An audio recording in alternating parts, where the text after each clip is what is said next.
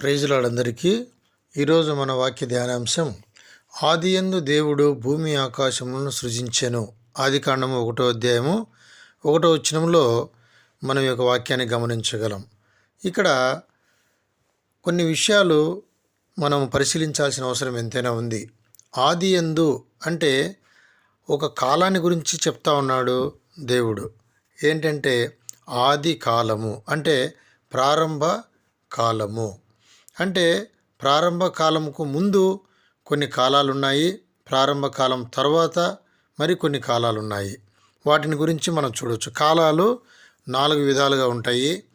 ప్రారంభంలో ఉన్నటువంటి కాలము పురాతన కాలము, తర్వాత పురాతన కాలం తర్వాత అనాది కాలము, తర్వాత మూడవదిగా ఆది కాలము, నాలుగవదిగా శాశ్వత కాలము. కాబట్టి కాలాలను 4 విధాలుగా మనం విభజించుకొని ఈ యొక్క 4 విధాలైనటువంటి కాలాల్లో దేవుడు 4 విధాలైనటువంటి ప్రత్యక్షతలను చూపిస్తూ వచ్చినాడు.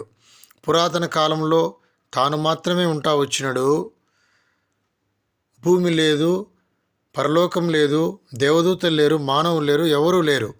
అయితే దేవుడు ఒక్కడే.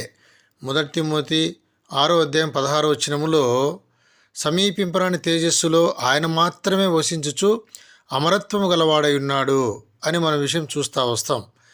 ఆ తర్వాత అనాది కాలంలో తండ్రి అయినటువంటి దేవుడు, కుమారుడైన యేసుక్రీస్తు, పరిశుద్ధాత్ముడు, త్రియేక దేవునిగా దేవుడు తన ప్రత్యక్షతను మారుస్తూ వచ్చినాడు. తర్వాత మూడవదిగా ఆది కాలంలో ఆయన సృష్టికర్తగా తన ప్రత్యక్షతను ఆయన కనుపరుస్తూ వచ్చినాడు. నాలుగవదిగా శాశ్వత కాలములో వాక్య రూపములో ఆయన మన మధ్యలో నివసిస్తూ ఉన్నాడు. ఇది కాలముల యొక్క వివరణ. ఆదియందు అనేటువంటి వాక్యంలో పదములో దాగి ఉన్నటువంటి మర్మములు. ఫుల్ వీడియో త్వరలోనే విడుదల చేయడానికి ప్రయత్నాలు చేస్తూ ఉన్నాం. ప్రార్థించండి. దేవుడు మిమ్మును దీవించునుగాక. Praise lord.